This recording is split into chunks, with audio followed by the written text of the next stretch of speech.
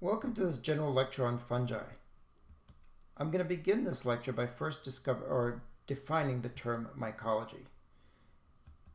Mycology is basically the scientific study of fungi.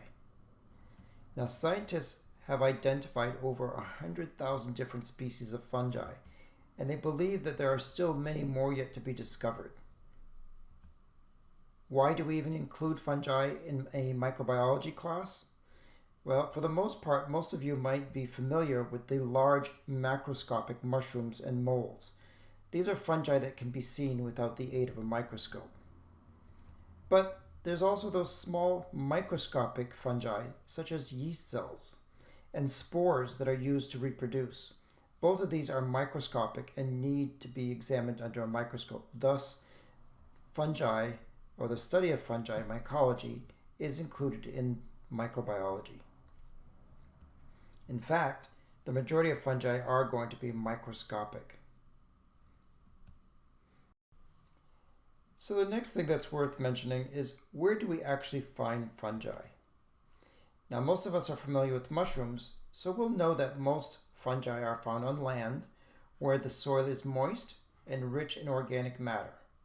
But they can also be found growing on plants, certain animals, as well as humans. Some fungi, which is less often known, can also be found in salt and fresh water, and also in water of different temperatures, whether it's hot or cold water.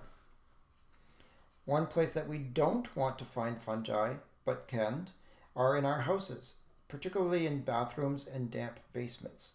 So they both provide dark and moist environments. Now, these fungi play a very important role in our environment, particularly because they have the ability to decompose organisms, and they help release organic matter that would be trapped there otherwise.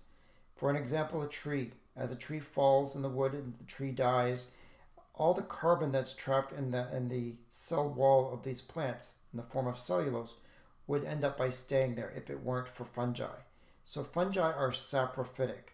They secrete enzymes that then help decompose dead organisms, break them down so that they can absorb those elements as a form of nutrients, and then release that, which eventually could be taken up by other organisms.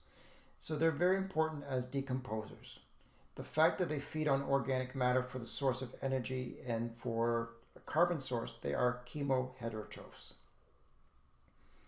Another reason why they're important environmentally is that they do provide antibiotics. Now, these antibiotics are secreted out in the environment to help control the growth of bacteria that are normally found in the environment. So we'll speak more about antibiotics in an antibiotic lecture. Now, besides being important environmentally, some fungi are medically relevant. That's because some fungi cause human diseases, so they are pathogens. Those fungi that, no matter what, always cause disease, are always associated with disease, are just called pathogens, whereas those fungi that cause disease in patients that are immunocompromised or under certain conditions, we would call these opportunistic pathogens. So it's important to know that there will be some cases where fungi are studied medically because of the way they affect humans. Now, it's only approximately 600 of all known fungi that we know today are considered pathogens to humans. So it's a very small number. So I've told you a little bit about fungi, but fungi used to be classified as plants. What we know today is that fungi are completely different from plants. And the reasons are listed in this slide. So first of all, we know that plants produce chlorophyll because they are photosynthetic organisms. They use the energy of the sun and absorb carbon dioxide to make carbohydrates. Fungi are not photosynthetic. They are chemoheterotrophs. So they take in organic matter and use that as their energy and carbon source. So they are not like plants under these conditions. For plants, we can basically take a structure of a plant and break it down to their stems, their roots, their leaves. They also have a vascular system. Well, fungi don't have these organisms. If you were to look at kelp or seaweed, it may look like they have stems and roots and leaves, but typically they are just the same type of cell. There's no defined structures on fungi that resemble those of stems, roots, and leaves. And also they don't have a vascular system. Now we'll say that fungi can be single cells such as the yeast, but at times we'll say that they are multicellular, just like plants. But their cells are not evenly separated or definedly separated such as plants are. So we're going to see that there is a communication between so-called multicellular fungi. So we're going to say in this chart that fungi could be multicellular, but not really, at least not the same way as plants. We know that all plants have a cell wall, so do fungi. But plants have cellulose as a carbohydrate that make up the composition of their cell wall. Fungi as a whole do not. They'll actually have another carbohydrate called chitin. I've already mentioned their metabolism. Another big thing that separates plants from fungi is the number of chromosomes. So plants are like humans. We have 2 copies of every chromosome. That makes us diploid. You're going to find that the majority of during the life cycle of fungi, the majority of the times the cells will be haploid. They'll only have 1 copy of each chromosome. Plants don't produce spores, whereas fungi do. So you should be able to get the idea from this slide that fungi used to be erroneously grouped into the same category as plants. They are completely different biologically. So let's talk about these fungi also. Let's separate them as multicellular versus single cells. Let's start with those so-called multicellular fungi. I have here a mold that was growing on an agar plate in the lab, and you look at it, it looks like a bread mold. It's got a white fuzzy area with a colored center. And if I were to explode that white area, this little white box there, and I expand it and I look at it under the microscope, I'm going to see these hair-like structures. Now, if I were to expand these hair-like structures again, I would actually look at this. You'd actually be able to zoom in on one individual fiber or a few of these fibers, and each of these fibers made of cells end to end are called hyphae. So hyphae is plural and hypha is singular. Just drop off the E. Now if you look at this hypha and you go to the middle picture right here, notice the term mycelium. Mycelium is just a very unorganized group of hyphae. So it's many hyphae come together. So if you're looking at this mold growing on an agar plate, you're looking at a bunch of these hyphae. You're looking at a mycelium of a mold. Okay, so let's look deeper into these cells. Let's try to dissect this. So I have a cartoon of a hyphae, and I'm showing you the cartoon. Here's this cell wall that's on the outside, and this happens to be branched at this area right here. Not all hyphae are branched, but this is a single hyphae, and he's branched at this area, and he has 2 ends. Now they're going to grow at the ends. And if we dissected this boxed area right here, you can see that this area has 1, 2, and 3 cells. And so as this terminal cell divides into 2, he's going to continue growing to the right. Now what you've noticed is that these 3 cells, as indicated here, are separated by a structure called a septum. Now typically multicellular organisms have a cross wall or a cell wall that completely separates each cell from one another. There's no communication or no sharing of cytoplasm.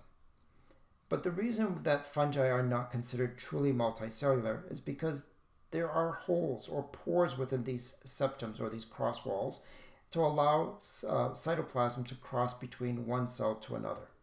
In fact, they're big enough and that organelles can go in. So if you take a look, these gray circles are my nuclei. I have 3 nuclei. These cells can have a large central vacuole, where we've seen these in plants. They can have mitochondria.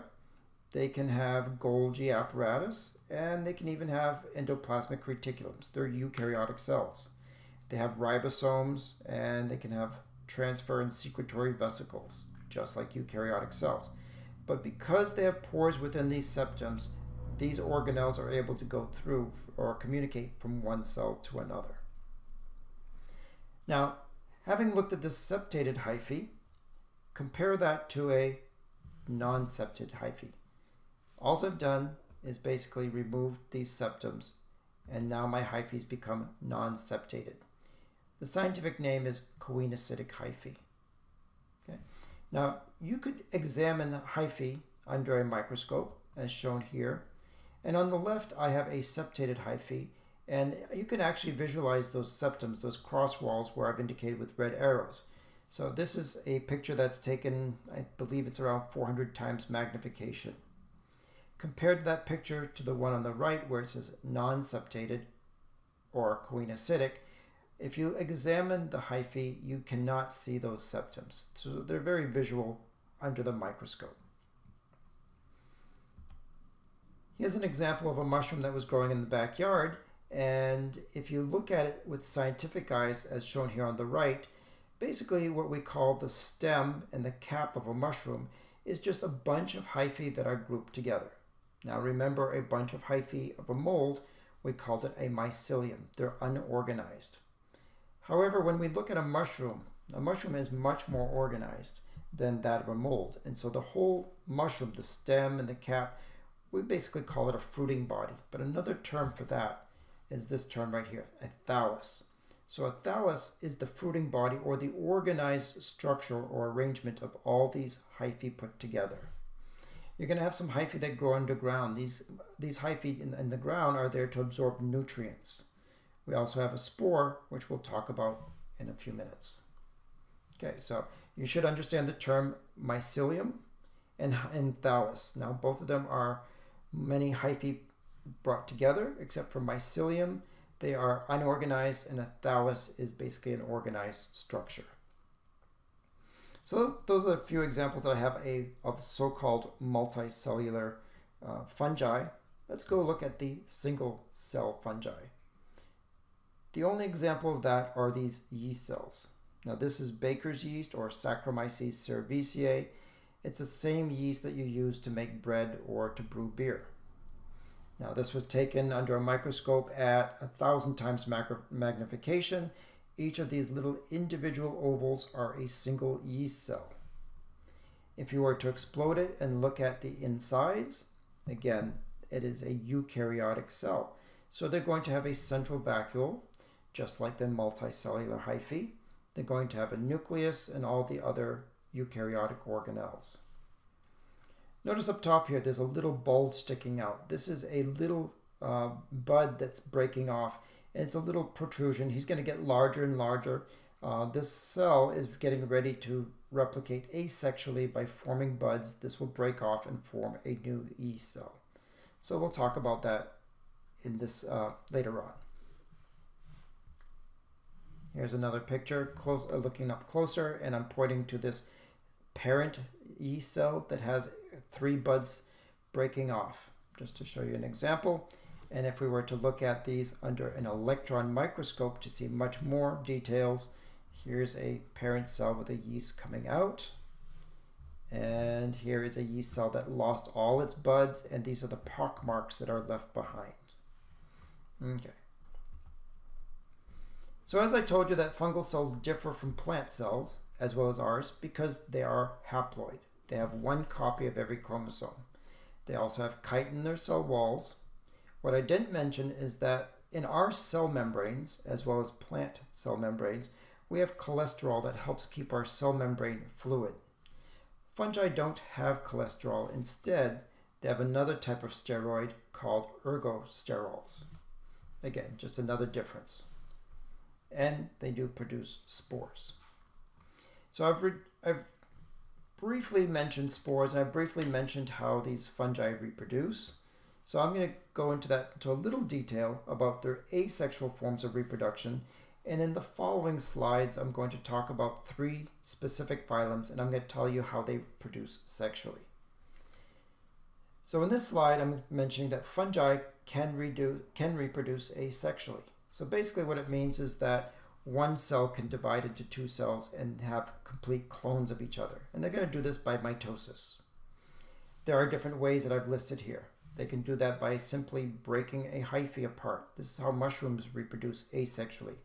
Their hyphae break apart, and then a new hyphae can make a new mushroom. It's called fragmentation. I showed you a picture of a yeast cell where a little bud was growing off, and eventually that bud breaks off and forms a new individual yeast cell. That's budding. Sometimes these yeast cells, instead of just producing a bud, they can divide equally in half into two equal pieces. That's fission. Very similar to just that of mitosis of our cells. I've mentioned a little bit about spores, and I'll go in more details in a few minutes. These multicellular fungi, the ones that produce hyphae, can have a specialized hyphae cell that produces asexual spores, and these spores are special cells that can then break off and then form their own new organism. So fungi can reproduce asexually, but they can also do this sexually. And to do that, they're going to have to go through a process known as plasmogamy, karyogamy, and meiosis. This is explained in detail in the other fungal videos that you're going to watch.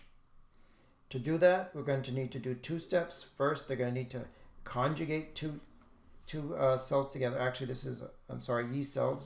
Only yeast cells will do this by conjugation. And the hyphae cells, or the hyphae fungi, will produce these sexual spores. So, fungi that undergo sexual reproduction, they'll undergo plasmogamy, karyogamy, and meiosis.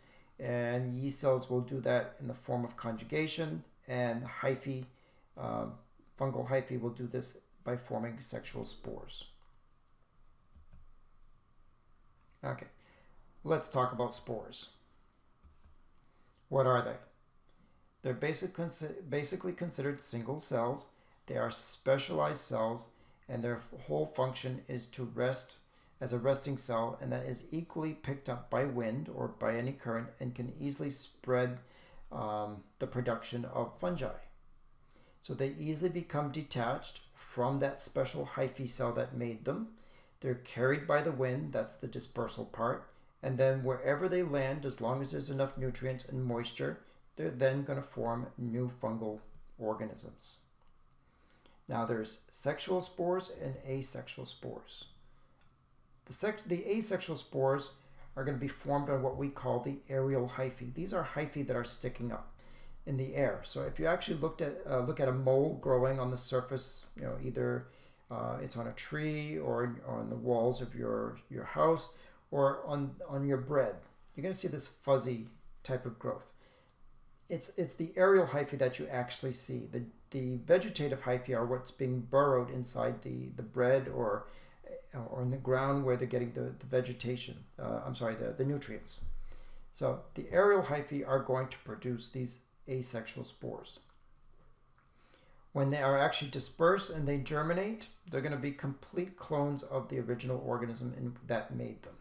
So they're going to be genetically identical to the plant that produced those spores.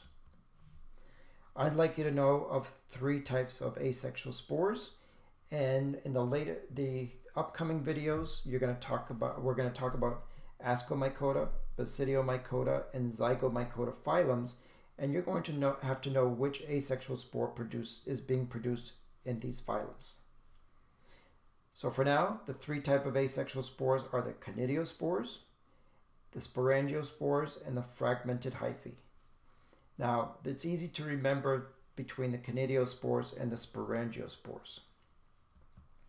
This slide shows you the same thing in picture form. So in the bottom left-hand corner is a special hyphae called a sporangiophore.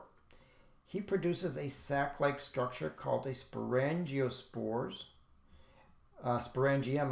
that produces the sporangiospores inside. So the asexual spore here are the sporangiospores that are surrounded by a sac-like structure called the sporangium. Compare that to the conidiospores.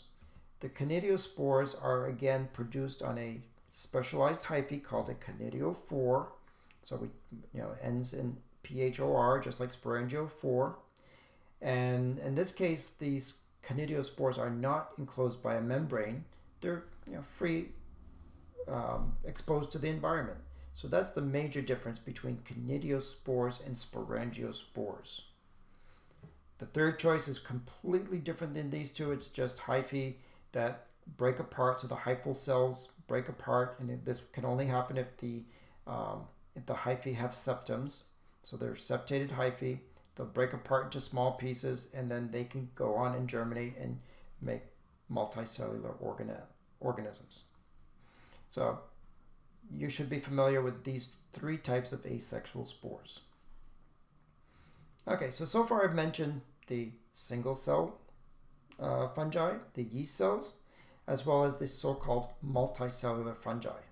Some species are always single cells, other species are always so-called multicellular. But you still have some fungi that can go back and forth between so-called multicellular and single cell type of structures. We're going to call these fungi that can do that as dimorphic fungi. So if you look at this slide, it says that some fungi, most notably pathogenic species, so those are fungi that causes disease. And in this case, we're going to talk about human pathogens. So they're going to be dimorphic in nature. So for instance, there'll be a fungi that causes mold once it's outside the human body. It's going to be a mold-like structure, so-called multicellular. Now, once it enters the human body, the temperature goes from about 25 degrees Celsius, by the way, that's around room temperature.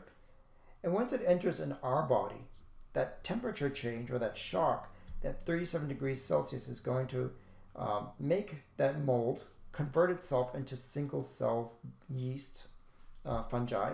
And as long as that fungi stays inside the human body, it will be that yeast-like structure.